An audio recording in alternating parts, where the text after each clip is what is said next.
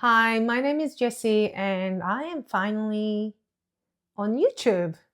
I have decided to not take it too seriously and just record, not edit, and really show my raw and vulnerable side online.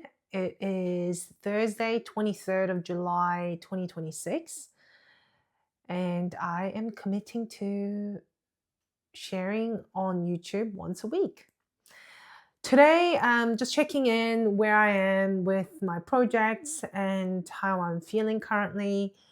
I am currently working on being on social media more and gathering people through a project called Manawa that I have launched 2 years ago.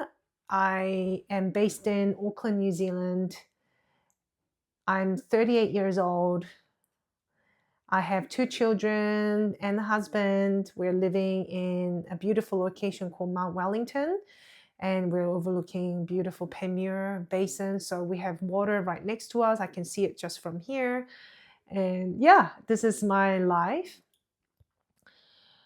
I have been wanting to be on YouTube and being online for a very long time, for about 5 years. And a lot of things have stopped me along the way, obviously, being a busy mom, as well as just having this I'm just afraid of being online on this long form format, even though YouTube is something that I really love being on. It's a platform that I have consistently used probably the most out of any other platforms other than Instagram. And it's somewhere that I go on to kind of look at educational contents, tarot readings, just learning about different interests that I am interested in that moment. Because I'm neurodivergent, I have a lot of interests. And I don't particularly like to watch Netflix or Disney or something like this because I just don't really particularly like series. So I just kind of look at a few things that I'm interested in and I'm off. So since I'm on this platform a lot, I just thought that it only makes sense that I'm on it and to create and share my journey as well. So I'm feeling a little bit frustrated right now because I have been wanting to be like, I've been working on social media for a while now, and it's just the growth is just so slow and painful. I am also experiencing this with my in person community as well. I mean, it has grown in the last 2 years, probably more than what I thought it would grow into. So I have 400 plus email subscribers. I have like 750 followers on Facebook, 1,000, I think 400 or 500 followers on Instagram. I'm not too sure.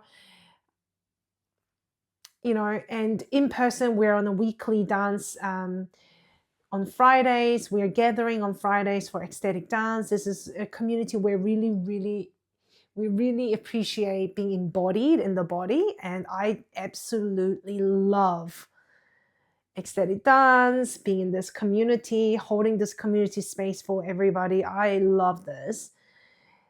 It's just monetarily hasn't really been great like all the other gatherings I have gathered so far. I am 5 years in. This is my fifth year gathering people. So I have first started gathering people in Macau, actually, where I've gathered children and their parents to work on creative projects for about, I think I did that for about a year. And after that, took some time and started having, family. And after my firstborn was about a year and something old, I've started something called Uri Art Studio in Berlin, in Germany. And I have been running that for 9 months, a women's circle gatherings with creativity, self-expression, exploring expression in a safe space, how that feels like for people, which has gone quite well as well. I have regularly gathered 3 times a week, I think I was committed to. for 9 months, which is quite a big deal. Kudos to me. I've managed that. And I had stopped doing that because I was relocating back to Auckland, New Zealand after COVID period. I really wanted to go back home. So here I am. I'm back home in my city. And after my second born was born, Leah, when she was about 9 months old, I have decided to open or started to gather people for ecstatic dance in Auckland, New Zealand. And that's been now going on for 3 years. First year was with another woman. We've been doing it under her brand for about a year. And I've decided to go my own ways and establish Manawa. So I've been now doing this for 2 years under Manawa, so 3 years in total. I mean, I've gathered people probably now for, if you count from the children's art gatherings, probably like 150 plus gatherings. I'm really realizing recently that this is really a passion of mine, which I have consistently shown up for. I am quite notorious for trying something new and moving on and trying something different again for my careers. But consistently what I have noticed is that gathering people is something that is very close to my heart. I have experienced a lot of loneliness in my childhood. I have been abandoned in a way from my parents because they prioritized work, which initially my mom did not have to, but she had prioritized for her own mental health. And I was really left alone with my sister.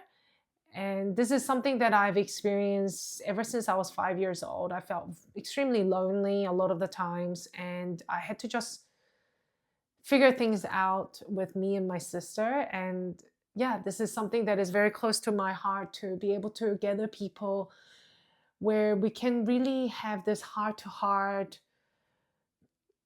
connection. So I make sure that the space is the container is safely contained. And from there, we are exploring expression. It's always around creativity, around creativity through, painting, crayons, making things, to dance.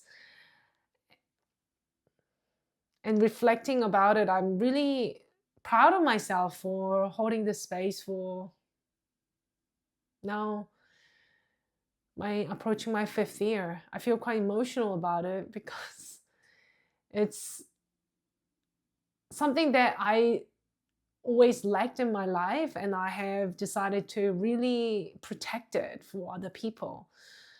And interestingly, the timing wise is interesting because it's something that is becoming more rare and rare in this world. We are becoming busier, even though these modern societies, promise that everything will be automated, everything will be easier. I'm not sure where this time is going, but I'm also getting busier. It's maybe because all the times we are, scrolling, we're being online. And I'm really noticing that these human gatherings and this real human connection is getting more rare by the minute since COVID, really. We've learned during COVID period, to be isolated, and somehow this kind of way of, this is kind of unsafe to be around other people because of the virus. This somehow really changed something within us that hindering us together to connect, to lean on each other, to really ask for help. This is just the reality that we're dealing with in 2026. And yeah, I'm just like really realizing that this kind of work is getting more and more important. And I hope that by me sharing this journey along the way is, helping people to or encouraging people to gather their own gatherings in your own communities, wherever you are in the world. I'm really hoping that me sharing my journey, me sharing my hardships and what has been going on and my reflections can really encourage people to be more human in this digital world. Well, I think that's enough for me today. It's now 10 minutes and and excuse my all the ends. I'm working on my public speaking through joining Toastmasters. I'm hoping that my public speaking will get better. So I'll see you in 1 week.